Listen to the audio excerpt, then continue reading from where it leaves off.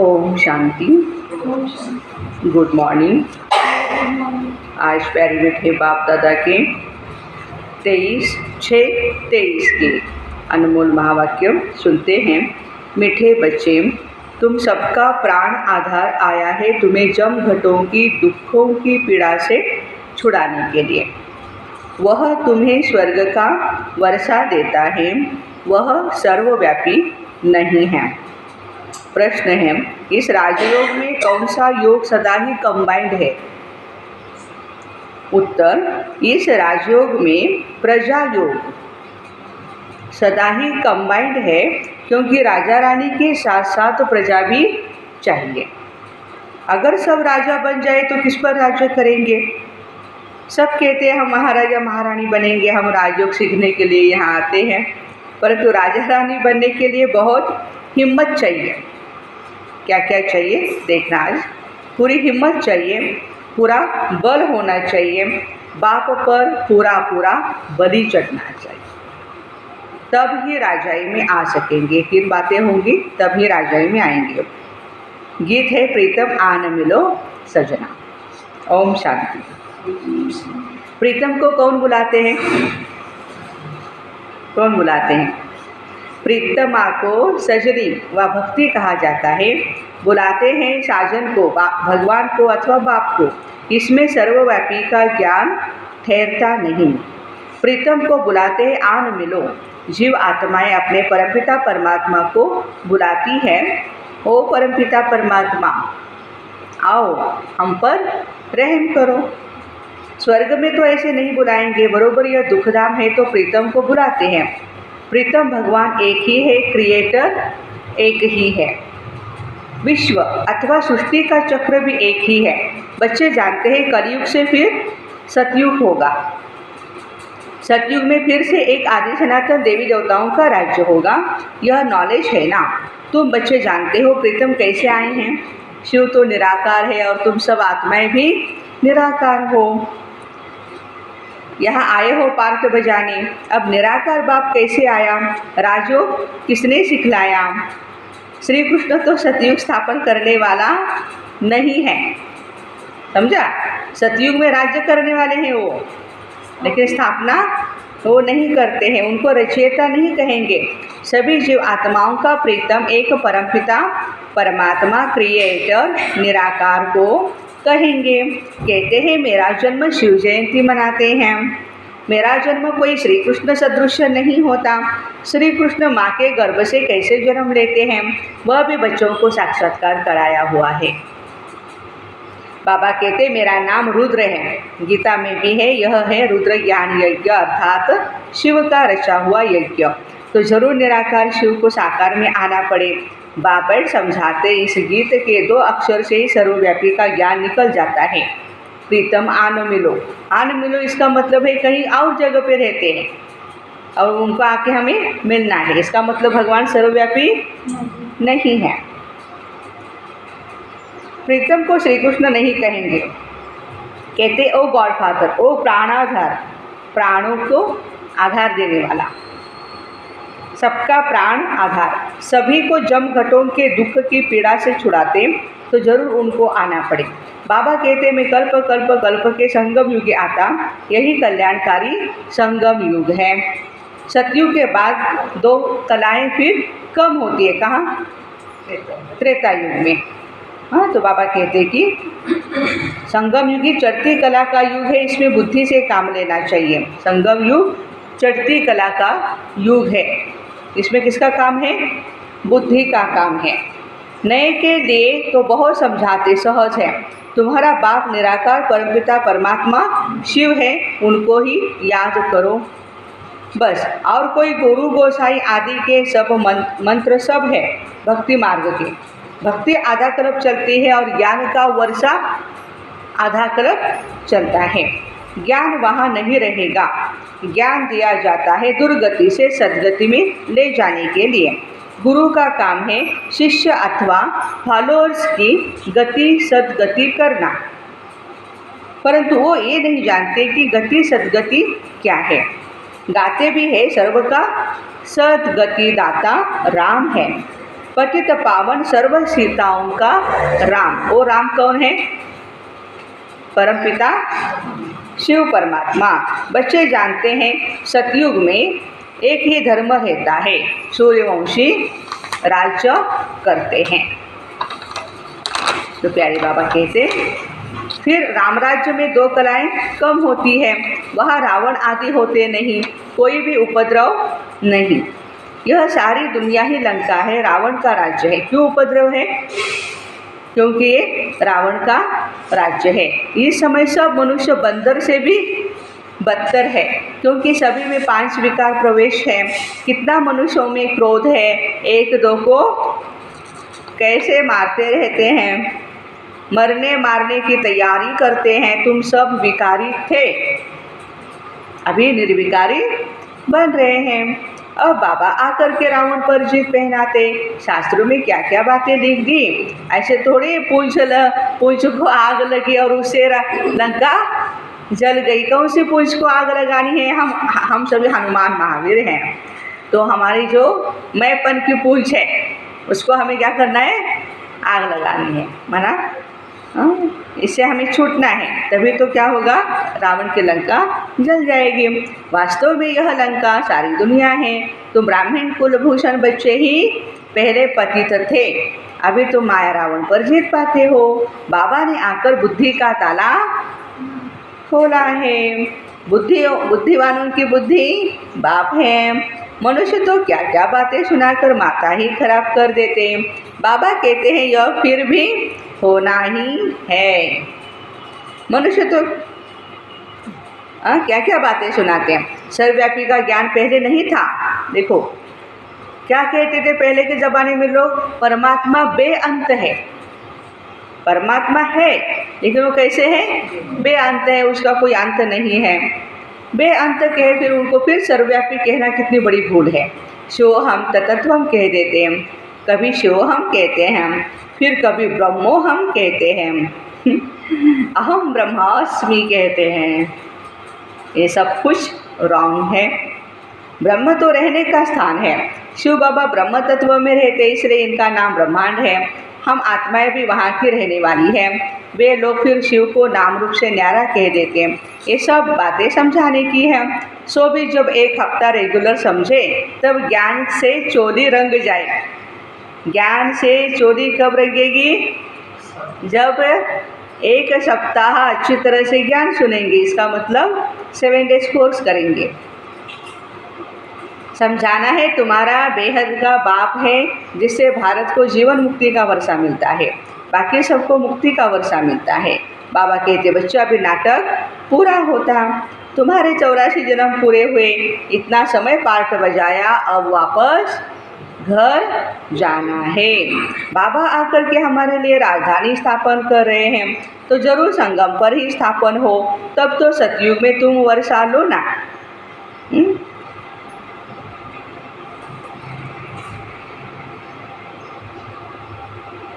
तुमको कितना अच्छा कर्म सिखलाते। लक्ष्मी नारायण ने क्या किया जो ऐसे ऊंच बने? जरूर राजों की पढ़ाई पढ़ी, धारणा की, तपस्या की, तभी इतने अच्छे बन गए, ऊंच बन गए।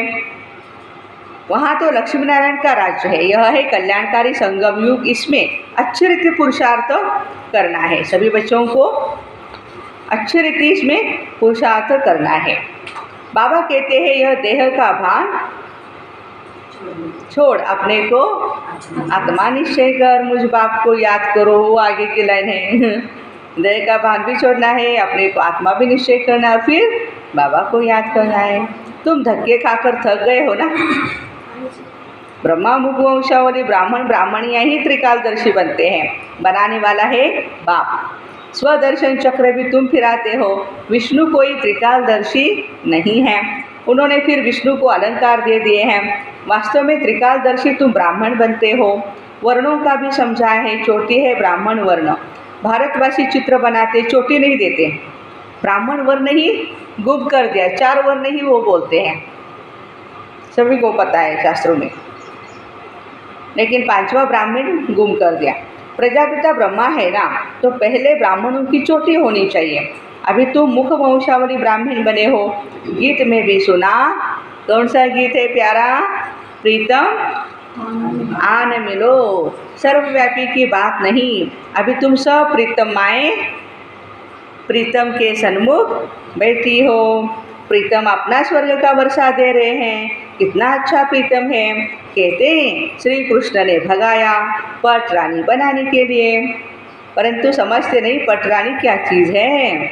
अभी तुम जानते हो स्वर्ग का महाराजा महारानी बनने के लिए हम पुरुषार्थ कर रहे हैं। ये है राजयोग, इसमें प्रजा योग कंबाइंड है। आज बाबा ये बात क्लियर कर रहे हैं, प्रजा योग के लिए स्पेसिफिक कुछ अलग योग नहीं है, इसी से ही प्रजा भी बन जाएगी।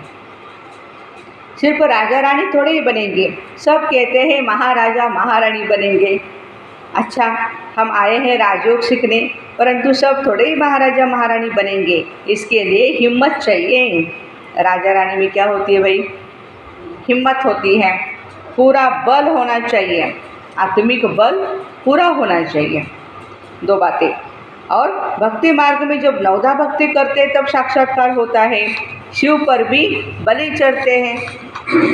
एक तो बल भी चाहिए और भगवान के ऊपर बलि भी चढ़ना है, समर्पण। वास्तव में बलि चढ़ना भी यहाँ की बात है। यह भी समझाया है, गीता भागवत रामायण वेद आदि सतयुग त्रेता में होते नहीं। ऐसे नहीं परंपरा से यह कोई चले आते हैं, यह तो द्वापर से चले आते हैं, फिर द्वापर में ही बनेंगे। मुसलमानों ने आकर के राज्य लिया, मोहम्मद गजनवी ने लूटा। ये सब बातें तुम जान गए हो। हमने ही पूज्य से पुजारी बन अपना मंदिर बनाया, तो कितनी हमको मिल्कियत होगी। 5000 वर्ष की बात है, सो भी शुरुआत में। भक्ति मार्ग में भी तुमको कितना धन रहता है। जिसने हीरे जवाहरों का मंदिर बनाया, उनका अपना महल कैसा होगा, कितना सुंदर होगा। मंदिर बनाने वाले के पास घर कैसा होगा उसका, देखो। नाम कितना ऊंचे, लक्ष्मी नारायण कितने श्रृंगारे हुए देखते हैं। अभी तो बेचारों के पास पैसा भी नहीं है। आगे तो लक्ष्मी नारायण के लिए हीरों का सब कुछ बनाते थे, बाद में सब लूट फूट ले गए।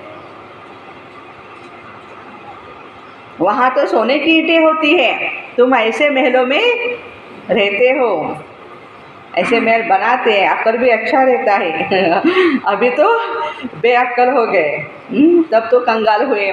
शिव बाबा पर व देवताओं पर कितने कलंक लगाए। इसलिए बाबा कहते यदा यदा ही धर्मस्य ग्लानिर्भवति भारत अभ्युत्थानं धर्मस्य तदात्मानं सृजाम्यहम् परित्राणाय साधूनां विनाशाय च दुष्कृतां धर्म संस्थापनार्थाय संभवामि युगे युगे। मैं आता हूँ धरती पर, जब इसमें ब्रह्मा के तन में प्रवेश करूँ तब तो तुम ब्राह्मणों को रचो। ब्रह्मा मुख से भारत में ही आकर ब्राह्मण रचते हैं, विलायत जाऊँगा क्या? बाबा कहते भारत में ही आकर के ब्राह्मणों को मैं रचूँगा, विलायत में नहीं जाऊँगा मैं। विलायत वालों के बहुत निमंत्रण भी आए बाबा को, बाप दादा आप आओ, हमारे लंदन में आओ, अमेरिका में आओ, न्यूयॉर्क में आओ। बाबा ने कहा सॉरी बच्चे, मेरा भारत मेरा जन्म प्लेस है, बर्थ प्लेस है, मैं वहीं पे जाऊँगा। हाँ, मेरी शक्तियाँ आप सब के पास है, कहीं पर भी आप रहो, किसी भी दुनिया के कोने में रहो। तो प्यारे बाबा कहते नंबर 1 पावन पूज्य था, अभी पुजारी बना है ब्रह्मा, उनके ही पतित शरीर में आता हूँ। त्रिमूर्ति कहते हैं शिव को निकाल दिया है, त्रिमूर्ति ब्रह्मा का अर्थ नहीं निकलता। बाबा कहते हैं कल्प कल्प संगम पर इस तन में आकर तुम ब्राह्मणों को रचता हूँ। तुम ब्राह्मण ब्राह्मणियों का यह सर्वोत्तम युग है। अभी तुम ईश्वरीय गोद में बैठे हो। कहाँ बैठे हो भाई सभी? ईश्वरीय गोद में बैठे हैं। ईश्वर बाबा से बेहद का वर्षा लेते, जानते हो उनको ही याद करते करते हम उनके पास पहुंच जाते हैं। कहते हैं ना, अंत काल जो स्त्री सिमरे वल वल उसी योनि पाया। जैसे सिमरन वैसा जन्म, यह अंत काल का समय है। तुमको बाबा बैठ समझाते, इस समय मुझ बाप को ही याद करना है। देही अभिमानी भव, अशरीरी भव। वरदान देखो आज के बाबा ने कितने सुंदर दिए। अपने को आत्मा निश्चय कर मुझ परमपिता परमात्मा को याद करो। एक जगह नेष्ठा में नहीं बैठना, भले थोड़ा टाइम 4 घंटा 5 घंटा बैठ सकते हो, कोई बात नहीं, बैठो, लेकिन बाद में तो हमें कर्मयोगी बनना है, चलते फिरते बाबा को याद करना है। बेहद का बाप कहते हैं सभी से बुद्धि निकाल मामेकम याद करो, इसी में ही मेहनत है। 84 जन्म ले, अब ये अंतिम जन्म है। तुम बाबा के बने हो तो उसमें ही कितने मीठे नाम दिए हैं। बाबा ने संदेशी द्वारा नाम भेजे, वहाँ बहुत अच्छे अच्छे नाम होते हैं सतयुग में। कल परसों की वाणी में भी बाबा ने कहा था रामचंद्र, कृष्णचंद्र, सुंदर सुंदर नाम होंगे। फिर वही नाम पढ़ेंगे जो कलब कलब पढ़े होंगे। सर्वव्यापी का अर्थ भी समझाना चाहिए। सब भक्त भगवान है तो फिर उनको मिलेगा क्या? कुछ भी नहीं। अभी तुम ईश्वरीय गोद में हो। ईश्वरीय गोद तुम ब्राह्मण बनते हो, शूद्र वर्ण खत्म हुआ। यह वर्ण है तुम भारतवासियों के लिए। तुम जानते हो हम शूद्र वर्ण से ट्रांसफर हो ब्राह्मण धर्म में आए हैं। ब्राह्मण ब्राह्मणियाँ वही बनेंगे जो कल पहले बने थे। झाड़ बुद्धि को पाता जाता है। कितनी अच्छी अच्छी बातें बच्चों को सुनाते हैं, परंतु माया का तूफान लगने से अच्छे अच्छे बच्चे भी गिर पड़ते हैं। युद्ध तो है ना, तुम सर्वशक्तिमान के बच्चे हो तो माया भी कम नहीं है। आधा कल्प रावण का राज्य है, इस समय माया भी जोर से पछाड़ेगी, छोड़ेगी नहीं। इसको तूफान कहा जाता है। हनुमान का भी मिसाल है ना। तुमको माया के कितने तूफान आए, परंतु तुम्हें हिलना नहीं है। सदैव हर्षित रहना है। जितना रुस्तुम बनेंगे उतना माया जोर से वार करेगी, देखेगी लायक है या नहीं। कहते हैं बाबा हमने तो काला मुँह किया, काला मुँह हुआ बस बुद्धि को ताला लग जाएगा, धारणा ही नहीं होगी, क्योंकि बाबा को कलंक लगाया ना। लौकिक बाप भी कहते हैं ना, क्या कहते हैं? तुम कुल कलंकित हो। यदि कोई ऐसा बच्चा काम करता है तो बाबा कहते हैं उसका लौकिक बाप भी यही कहेगा, कुल कलंकित हो। बाबा समझाते हैं तुम कभी भी कुल कलंकित नहीं बनना। अटेंशन रखो अपने ऊपर। बाप परमधाम से आए हैं हमको पढ़ाने के लिए। भगवान वाच है मैं राजाओं का राजा बनाने आया हूँ। राजाई जरूर स्थापन होगी। इस समय तुम जितने ब्राह्मण बने हो उतने ही बने थे और बनते रहेंगे। बच्चों को याद रखना है उस पारलौकिक बाबा का कोई भी बाप नहीं है।